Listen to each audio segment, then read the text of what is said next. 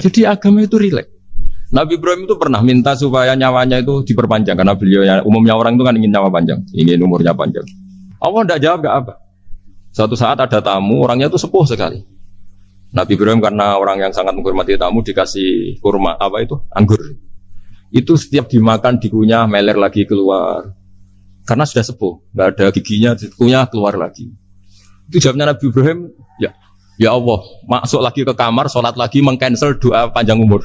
Katanya Ibrahim, oh jenengan jawab toh. Gitu.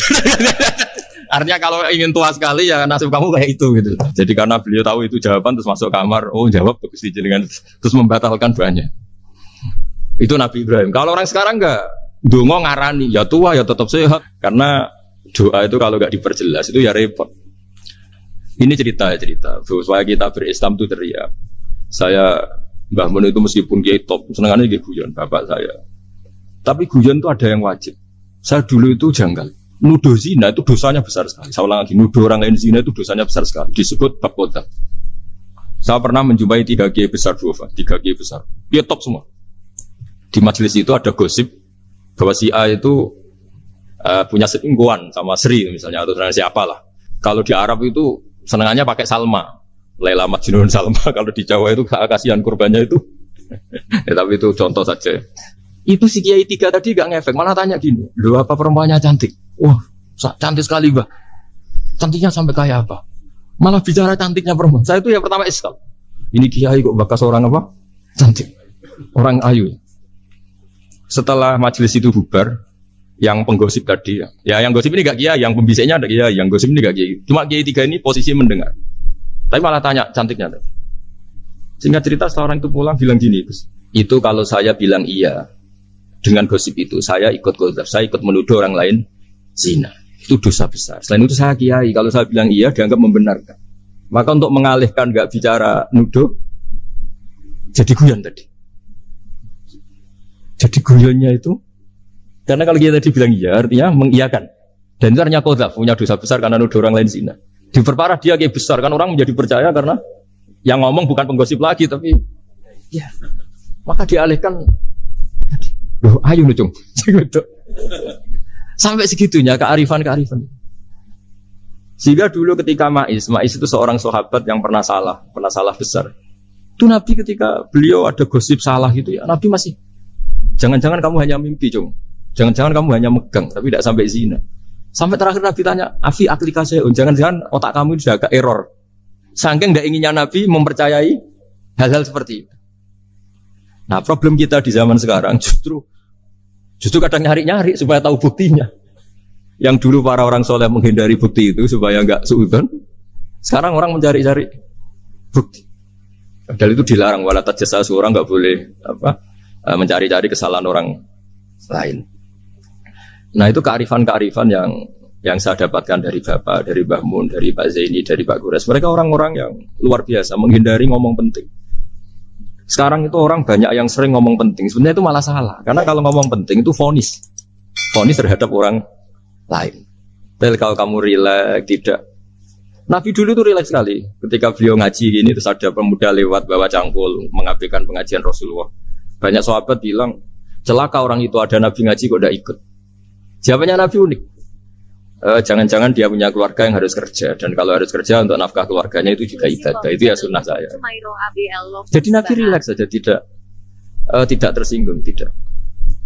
Nah, kenapa kita butuh rileks? Karena kebenaran sekali dipaksakan, itu jadinya benturan.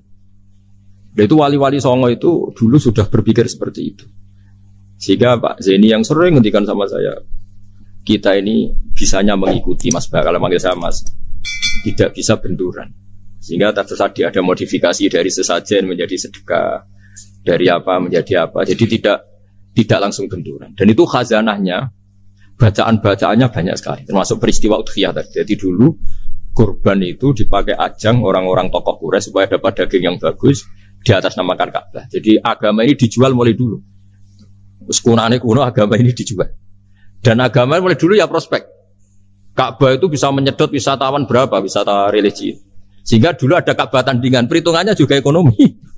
Jadi mulai dulu itu ya sudah seperti itu, mau apa memang Allah bikin dunia seperti ini. Jadi mulai dulu agama itu ya, sampai orang Yahudi gak mau iman sama Nabi ya, pikirannya sederhana, kalau saya tokoh banyak yang sowan, banyak yang ngasih-ngasih. Kalau saya ikut Muhammad, saya anak buah, yang ngasih saya siapa? Jadi perhitungannya juga ekonomi. Jadi ketika Abraham mau bikin Ka'bah tandingan, itu perhitungannya juga ekonomi. Jadi ribet kan memang kalau manusia itu sudah ribet. Tapi Islam ini datang bukan untuk itu, tapi memaklumi itu. Itu hebatnya Nabi Ibrahim. Ketika beliau berdoa, ya Allah, keluarga kami saya tempatkan di Mekah. Rabbana liyuqimus sholata faj'al af'idatam minan nasi tahwi ilaihim warzuqhum minas samarat. Cuma menurut Islam dibalik, ya Allah, kita ini ingin anak-anak kami ini bersujud kepada Engkau, ingin anak-anak kami ini melakukan sholat. Tapi mereka ini manusia yang untuk ketahanan hidupnya butuh makan, butuh rizki, butuh ekonomi. Maka tolong ekonominya dijaga ya Allah. Jadi dibalik, demi sholat menjaga ekonomi. Jangan dengan demi ekonomi meningkatkan sholat. Jadi dibalik, jadi demi sholat menjaga ekonomi. Juga termasuk menjaga politik. Andaikan tidak ada orang Islam yang cakap politik, terutama yang soleh-soleh. Kemudian negara bikin aturan ala mereka. Sholat dianggap larangan, pengajian dengan larangan, juga repot. Makanya mulai dulu kiai-kiai itu ya politik, karena nggak ingin negara ini diatur oleh orang yang anti sholat, anti agama. Karena kalau negara terserah yang sedang jabat, kemudian yang jabat tidak soleh, bisa nganggap maksiat-maksiat tidak ilegal, yang pengajian justru ilegal. Nah, di sini kenapa banyak orang-orang soleh dulu ya rata-rata ya berpolitik mulai sebelum kemerdekaan sampai setelah kemerdekaan. Jadi itu ada filosofinya. Nah, bahwa ada oknum-oknum yang tidak seperti itu ya monggo, itu oknum. Tapi sebetulnya awal-awalnya kenapa banyak orang soleh yang politik, karena nggak ingin negara ini dipimpin oleh orang-orang yang anti agama, anti kebaikan. Sehingga berkahnya apa? Berkahnya negara ini berkonstitusi secara Islami. Meskipun tidak negara Islam, tapi tadi hak asasi manusia terjaga, hak belajar, hak beragama, hak ibadah. Coba bayangkan kalau kita jadi korut, Korea Utara kan pusing. Itu uniknya, lagi-lagi ini cerita uniknya. Itu mulai dulu itu tidak ada benturan. Ketika ada Masyumi, ada Partai NU, ada macam-macam. Muhammadiyah datang di Jogja itu Mbah Ahmad Dahlan itu teman dekatnya Mbah Hasyim. Saya tahu banyak tentang, namanya dulu Mbah Darwis. Itu dulu ngajinya sama pernah buyut-buyut Qiyami di sini. Dulu ngaji Mbah Soleh Darat, Mbah Ahmad Dahlan sama siapa itu Mbah Hasyim. Ketika di Mekah yang Mbah Ahmad Dahlan ngaji Syekh Khotib Minangkabau itu ya sama Mbah Hasyim. Nah kebetulan Mbah Ahmad Dahlan hidup di Jogja yang zaman itu sudah khurafatnya kayak apa, karena ada sistem agama yang sangat, menurut beliau sangat jauh dari Islam yang murni. Terus beliau revolusinya seperti itu. Yang Mbah Hasyim nempat di Jombang. Nah itu kan murni ilmu sosial, murni muqtadul khalq.